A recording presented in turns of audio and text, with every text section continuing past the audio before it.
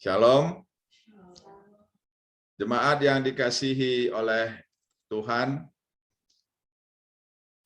Saya ingin mengajak kita untuk membaca satu ayat firman Tuhan yang terdapat dalam Matius 26 ayat 41. Matius 26 ayat 41, demikianlah firman Tuhan. Berjaga-jagalah dan berdoalah, supaya kamu jangan jatuh ke dalam pencobaan. Roh memang penurut, tetapi daging lemah. Dalam terjemahan bahasa Karo, firman Tuhan katakan, erjaga dengan ertotolah, gelah olah kam dabuh kubas percobaan. Ukur manusia mehulikap, tapi kotekap daging. Tema yang mau saya sampaikan untuk menjadi renungan kita pada pagi hari ini yaitu roh penurut tapi daging lemah. Roh penurut tapi daging lemah. Roh yang dipakai dalam Matius 26 ayat 41 ini dalam bahasa Ibraninya disebut ruah, dalam bahasa Yunaninya disebut pneuma. Sedangkan daging dalam bahasa Yunani disebut sarx. Jadi mengapa saya sebutkan apa kata roh dalam Matius 26 ayat 41 ini? Karena di sini bukan dipakai kata psike dalam bahasa Yunani itu, psike itu jiwa. Kalau misalnya kita lihat dalam Roma pasal 12 ayat 2, firman Tuhan katakan berubahlah oleh pembaharuan budimu. Budi di situ dipakai non. Dari kata nos itu intelektual atau pikiran. Jadi bukan juga disebut di situ, walaupun ada yang menerjemahkan hati, tetapi kebanyakan menerjemahkan itu adalah budi atau pikiran atau akal budi atau pengertian. Jadi kalau kemudian kita melihat kelasnya, saya melihat bahwa roh ini adalah berada di kelas yang paling tinggi. Ruah atau pneuma itu berada di kelas yang paling tinggi. Kemudian di bawahnya ada psike. Psike itu ialah jiwa, pikiran atau perasaan. Dan kemudian di bawahnya lagi ialah ada sarx atau daging. Jadi mestinya memang rohlah yang memimpin jiwa, kemudian jiwa meneruskannya kepada daging, daging kemudian melakukannya. Tetapi dalam kenyataannya karena dosa, maka jiwa melawan roh, maka kemudian daging juga melawan jiwa. Sehingga terjadilah kekacauan. Dan itulah yang kemudian dikatakan oleh Rasul Paulus dalam Roma pasal 7, aku tahu apa yang baik, tapi aku melakukan apa yang tidak baik. Nah, itulah sebenarnya kekacauan yang diakibatkan oleh dosa. Oleh karena itu, pada pagi hari ini, masih di tengah-tengah pandemi ini, bagaimana kita bisa menyikapi keadaan yang sedang kacau, darurat, atau keadaan yang genting ini, supaya kita tidak terhisap ke dalam kekacauan dan kegentingan, dan hidup kita juga menjadi darurat, menjadi genting, atau bahkan menjadi korban dari keadaan yang darurat yang sedang melanda negeri kita. Oleh karena itulah saya ingin mengajak kita bersama-sama merenungkan kembali apa yang Tuhan Yesus ucapkan. Ini kita tahu bersama-sama bagian dari doa Tuhan di Taman Getsemani. Atau kalau dalam terjemahan, kalau judul yang diberikan oleh Lembaga Alkitab Indonesia, di Taman Getsemani saja. Tetapi dalam terjemahan lain diberi judul Doa Tuhan di Taman Getsemani. Karena memang kita melihat Tuhan berdoa di Taman Getsemani, murid-murid tidak berdoa di Taman Getsemani. Dari itulah konteks ayat yang tadi saya bacakan untuk kita. Oleh karena saudara-saudara yang dikasihi oleh Tuhan, mari kembali kita perhatikan bahwa ayat ini terdiri dari dua frasa atau terdiri dari dua bagian yang saling berkaitan satu dengan yang lainnya. Bagian yang pertama ialah anjuran dari Tuhan atau pernyataan dari Tuhan, berjaga-jagalah dan berdoalah. Erjaga dengan ertotolah. Itu sebenarnya permintaan Tuhan, pemberitahuan Tuhan kepada murid-muridnya, berjaga-jagalah dan berdoalah. Erjaga dengan ertotolah. Berjaga itu bisa waspadalah, tenanglah, hati-hatilah, bersiaplah, dan berdoalah. Mengapa Tuhan katakan berjaga-jaga dan berdoalah? Tujuannya adalah di anak kalimat berikutnya, supaya kamu jangan jatuh ke dalam pencobaan. Dengan demikian kita bisa menyimpulkan supaya kita jangan jatuh ke dalam pencobaan, maka kita harus berjaga-jaga dan berdoalah. Atau apabila kita berjaga-jaga dan berdoa, maka kita tidak akan jatuh ke dalam pencobaan. Apa yang dimaksudkan dengan pencobaan kalau kita lihat konteks dari perikop di Taman Getsemani, pencobaan itu ialah rasa takut yang demikian hebat yang terjadi pada murid-murid. Lalu yang kedua ialah penyangkalan yang dilakukan oleh Petrus, lalu kemarahan sehingga kemudian Petrus menebas telinga salah seorang prajurit Romawi itu, dan yang keempat ialah mereka lari kocar-kacir ketakutan karena diburu oleh tentara Romawi. Jadi inilah 4 konteks dari kata pencobaan. Oleh karena itu bagaimana supaya kita tidak misalnya takut berlebihan, tidak lari, tidak menyangkal Tuhan, tidak jatuh dari iman kita, tidak pudar iman kita di tengah-tengah masa pandemi, masa darurat ini, maka jawabannya adalah berjaga-jaga dan berdoalah. Saudara-saudara yang dikasihi oleh Tuhan, kemudian perasa itu diikuti oleh perasa kedua yang saya kira ini sepadan, seimbang, selaras dengan perasa yang pertama, yaitu roh memang penurut tetapi daging lemah. Mengapa saya sebutkan ini sepadan, ini seimbang, ini serasi? Karena roh itu berhubungan dengan berjaga-jaga dan berdoalah. Lalu pencobaan itu berhubungan dengan daging yang lemah. Artinya, kalau kita berjaga-jaga dan kita berdoa, maka roh kita akan kuat.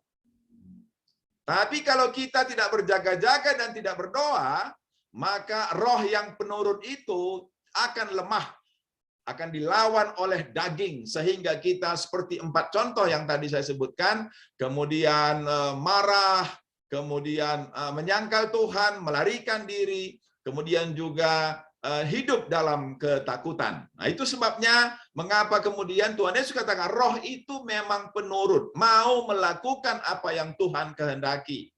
Kalau misalnya firman Tuhan, datanglah beribadah ke gereja, roh katakan ya dan amin. Tapi kemudian daging bilang, nggak maulah, capek, karena tadi malam nonton bola, atau kemudian bilang, bagusan hari Minggu jalan-jalan, atau bagusan hari Minggu kita pergi ke mall. Kemudian firman Tuhan katakan, berilah persembahan persepuluhanmu kepada Tuhan. Roh katakan, ya dan amin, aku akan melakukannya. Tapi kemudian pikiran kita bersama tubuh kita katakan, tidaklah, bagusanlah kita pakai uangnya untuk membeli sesuatu. Atau kemudian gereja katakan, janganlah bepergian, tetaplah menerapkan protokol kesehatan, ulah ki rumah. Misalnya begitu kata pendeta. Roh katakan, ya dan amin. Tapi kemudian jiwa kita atau tubuh kita kata, ya itu kan kata pendeta, aku mau ke rumah saudaraku lah, aku mau berkunjung lah, aku mau ngobrol-ngobrol lah, karena udah lama nggak ngobrol. Nah, itu sebenarnya dorongan dari tubuh melawan roh. Roh itu datang dari firman Tuhan, tapi tubuh kita sudah dikuasai oleh dosa dan kemudian memberontak, sehingga akhirnya jadilah seperti 4 kenyataan di Taman Getsemani itu. Mereka hidup dalam ketakutan, mereka hidup dalam kemarahan, mereka menyangkal Tuhan, dan mereka melarikan diri dari panggilan Tuhan. Tentu kita tidak mau hal yang seperti itu. Oleh karena itu, saudara-saudara yang dikasihi oleh Tuhan, satu hal lagi mau saya sampaikan. Firman Tuhan dari Matius ayat 26 sampai 41 ini bukanlah pernyataan. Pernyataan artinya memang begitu adanya, bukan begitu ya. Ini adalah pengingatan, peringatan supaya tidak terjadi kepada murid-murid. Kalau misalnya saya tafsirkan perkataan Tuhan kepada murid-murid dalam Yohanes pasal 12, ketika Maria mengurapi Tuhan dengan minyak narwastu setengah kati itu, lalu kemudian Judas protes, maka Tuhan katakan, kemiskinan akan selalu ada di antara kamu, tetapi kesempatan untuk mengurapi aku dengan minyak wangi ini tidak akan ada selama-lamanya. Saya menafsirkan kemiskinan akan ada selalu pada kamu, itu pernyataan yang artinya adalah kenyataan yang akan ada di antara kita apapun upaya kita untuk melakukannya, tetapi kenyataan itu akan terus bersama-sama dengan kita. Tetapi yang disampaikan oleh Tuhan Yesus dalam Matius 26 ayat 41 bukanlah kenyataan yang diharapkan akan ada begitu walaupun kita sudah berusaha dengan segala cara. Melainkan Tuhan katakan, janganlah terjadi seperti ini, yaitu kamu harus selalu berjaga-jaga dan berdoa supaya kamu tidak jatuh ke dalam pencobaan. Karena rohmu itu memang penurut, tetapi dagingmu lemah, suka memberontak. Dan kita kemudian lihat hasilnya. Bapak, Ibu, saudara-saudara yang dikasihi oleh Tuhan, apa hasil yang kita lihat? Hasil yang kita lihat ialah ada ironi sebenarnya. Ironi itu artinya sesuatu yang tidak pada tempatnya ya.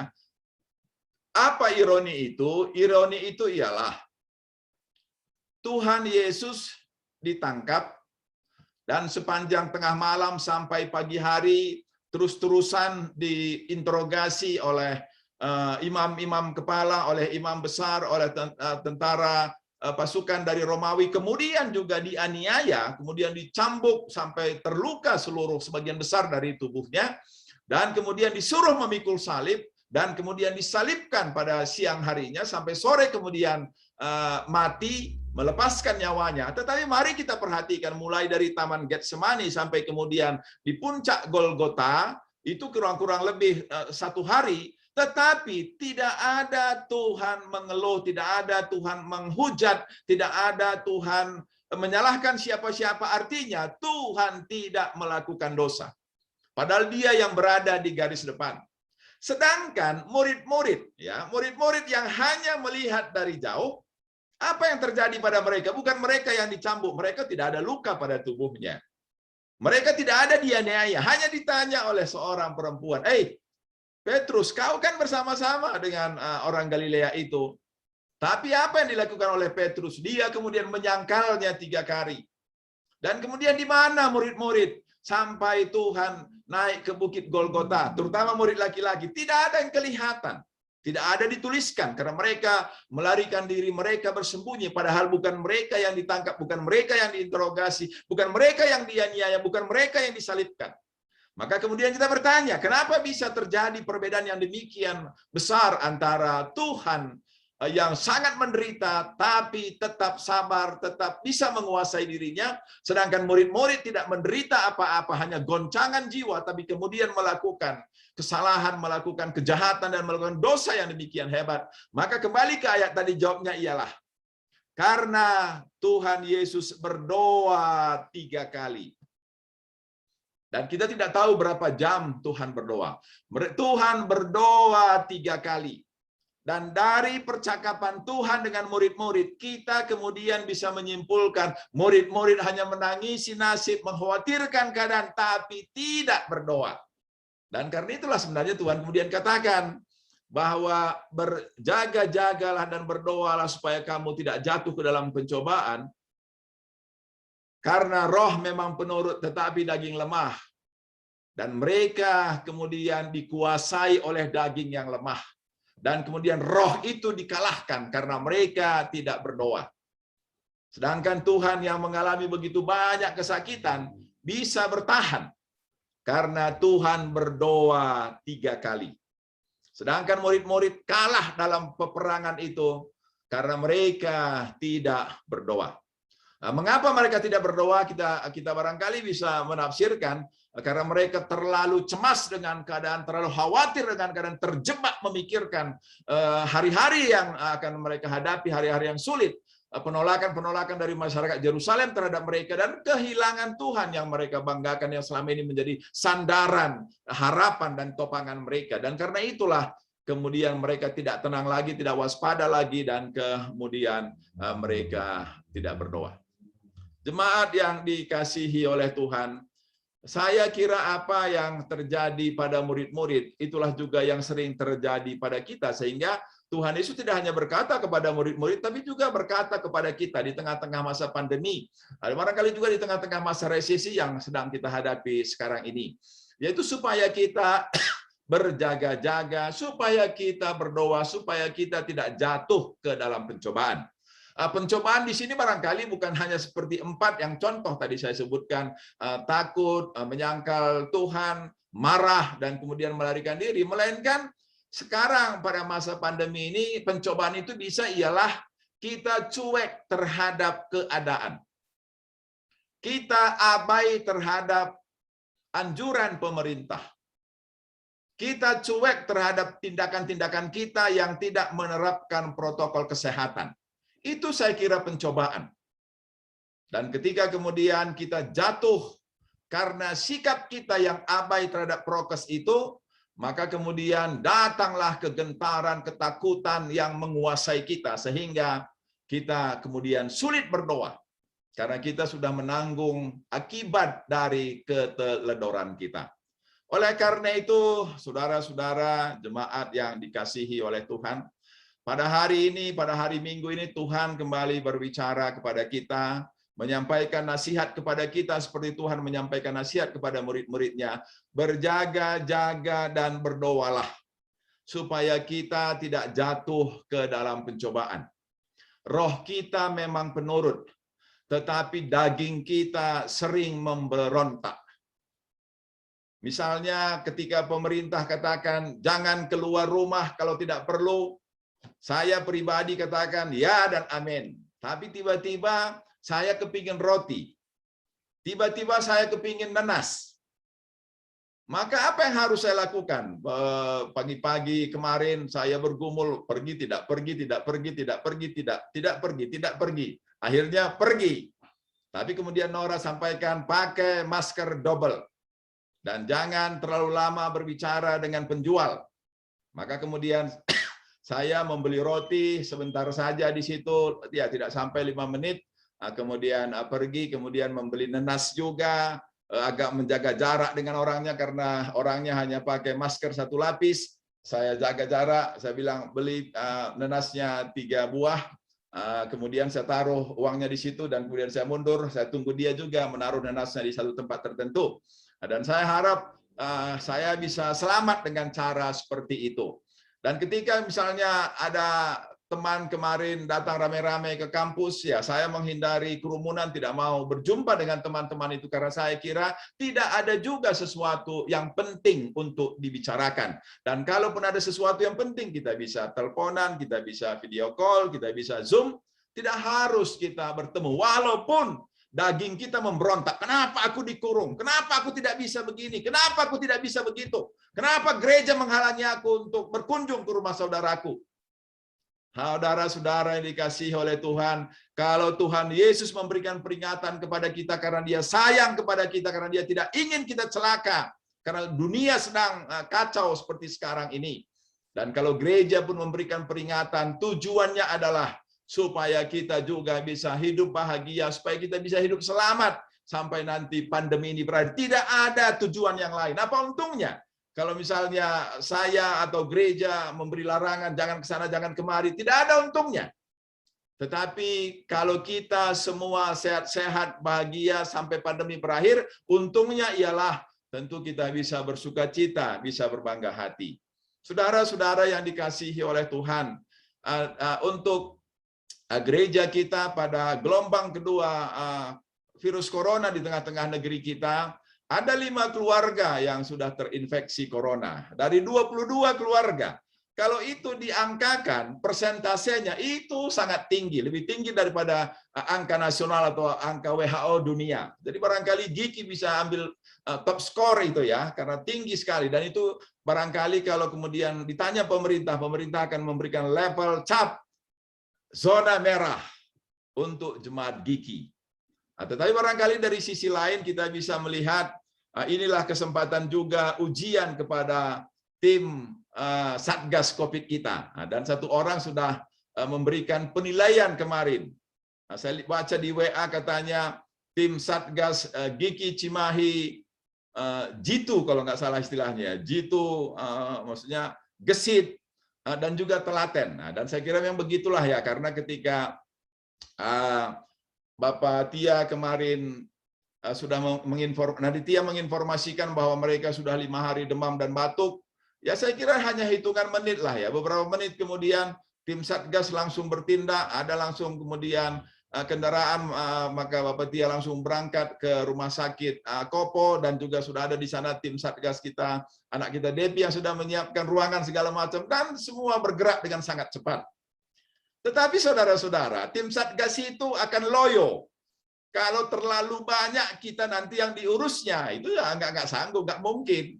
Pasti nanti tim Satgas juga jangan-jangan angkat tangan. Saya nggak terlalu yakin juga kalau setengah dari jemaat gigi kemudian terinfeksi corona. Saya khawatir nanti tim Satgas akan menyerah, sama seperti banyak tenaga kesehatan kita di negeri ini yang sudah hampir demo karena mereka melihat masyarakat abai terhadap apa yang dianjurkan, sehingga akhirnya semuanya masuk ke rumah sakit, dan rumah sakit pun kemudian overload, ya sudah terlalu penuh.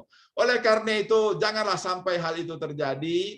Marilah kita mendengarkan firman Tuhan dan melakukan apa yang Tuhan Yesus katakan, yaitu supaya kita berjaga-jaga, kita berdoa supaya roh kita menguasai kita dan menjadi penurut. Penurut itu ialah melakukan apa yang Tuhan perintahkan, apa yang pemerintah juga perintahkan. Dan saya beberapa hari yang lalu mengutip, dan saya sangat terinspirasi dari Mazmur 119 ayat 1, bahwa firman Tuhan katakan, orang bahagia ialah orang yang hidup beraturan. Dan juga dalam 1 Korintus pasal 14 ayat 40, walaupun itu dalam konteks ibadah umum, juga Rasul Paulus katakan, hendaklah segala sesuatu berjalan secara sopan dan teratur. Jadi dengan demikian kita bisa kemudian menyimpulkan bahwa orang, komunitas, bangsa, dan negara yang beradab ialah bangsa atau negara yang hidup sesuai dengan aturan. Itulah sebenarnya bisa dimaknai sebagai peradaban. Dan tentu inilah yang kita rindukan juga, supaya kita menjadi kesaksian di tengah-tengah dunia ini. Kalau kita menjadi penurut Allah, itu yang dikatakan oleh Rasul Paulus, dan juga kalau mengikuti apa yang dikatakan oleh 1 Petrus, kita menjadi penurut pemerintah. Selama ini, saudara-saudara yang dikasihi oleh Tuhan, dari sekian banyak suku di Indonesia, maka sering sekali yang mendapat pujian ialah suku Bali, atau masyarakat Bali, atau provinsi Bali, atau kota Bali. Saya ingat misalnya sekali waktu Bapak Bulang Pebi Sembiring ketika masih dinas di STPDN di Jatinangor, dia mengatakan hampir tiap tahun selalu ada penilaian dari setiap provinsi, karena semua siswa mereka adalah utusan-utusan provinsi. Selalu saja juara satunya itu yang paling tinggi nilainya, yang paling tertib, yang paling baik, yang paling menonjol, yaitu Provinsi Bali. Saya tidak usah sebut provinsi mana yang paling rendah. Tetapi yang penting bagi kita ialah, saya tentu sangat rindu kalau nanti kemudian ada cap, ada stigma, ada penandaan diberikan kepada jemaat gigi, bahwa jemaat gigi adalah masyarakat atau orang atau keluarga yang menuruti perintah Allah, dan juga menuruti perintah atau peraturan-peraturan yang diberikan oleh pemerintah. Saudara-saudara yang dikasihi oleh Tuhan, saya kira memang ini tidak mudah bagi kita, karena Rasul Paulus pun merasakan tidak mudah. Saya ingin membacakan bagian firman Tuhan yang menunjukkan bagaimana Rasul Paulus sangat bergumul dengan dirinya, yang ditulis dalam Roma 7 mulai ayat 17. Demikianlah firman Tuhan. Kalau demikian, bukan aku lagi yang memperbuatnya, tapi dosa yang ada di dalam aku. Sebab aku tahu bahwa di dalam aku, yaitu di dalam aku sebagai manusia, tidak ada sesuatu yang baik. Sebab kehendak memang ada di dalam aku, tetapi bukan hal berbuat apa yang baik. Sebab bukan apa yang aku kehendaki, yaitu yang baik yang aku perbuat, melainkan apa yang tidak aku kehendaki, yaitu yang jahat yang aku perbuat. Karena itu, ayat 24, Rasul Paulus katakan, aku manusia celaka. Siapakah yang akan melepaskan aku dari tubuh maut ini? Yang melepaskan kita dari tubuh maut ialah Tuhan Yesus Kristus, yang telah mati bagi kita, sehingga kemudian Tuhan Yesus katakan, engkau sudah mati atas dosa dan hidup untuk Tuhan. Oleh karena itu, jangan lagi kita hidup seperti yang dikatakan oleh Rasul Paulus dalam pasal 7 ayat 19, sebab bukan apa yang aku kehendaki, yaitu yang baik yang aku perbuat, melainkan apa yang tidak aku kehendaki, yaitu yang jahat yang aku perbuat. Nah, sekarang ini pergumulan kita.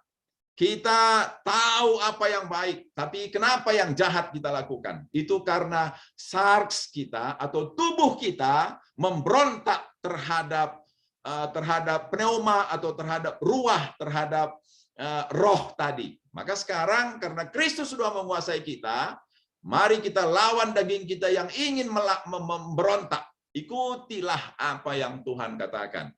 Kalau Tuhan sudah berbicara kepada kita, ya dan amin. Kalau gereja sudah berbicara kepada kita, kita harus terima ya dan amin. Jangan lagi kita bilang, itu kan kata pendeta, kataku apa? Saya kira bukan itu yang baik. Jangan kita melakukan yang jahat. Tapi marilah dengarkan apa yang baik dan lakukanlah apa yang baik. Supaya yang baik itu ada dalam kehidupan kita. Saya sudah membagikan dari firman Tuhan setiap hari itu dari firman Tuhan, yaitu orang yang mencintai hidup, dia akan melakukan yang baik. Kalau kita mau panjang umur, itu yang kemarin saya bagikan dari 1 Petrus itu, orang yang mau panjang umur, dia akan melakukan yang baik. Artinya taat kepada Tuhan, dan juga taat kepada apa yang pemerintah katakan, dan taat kepada apa yang gereja perintahkan.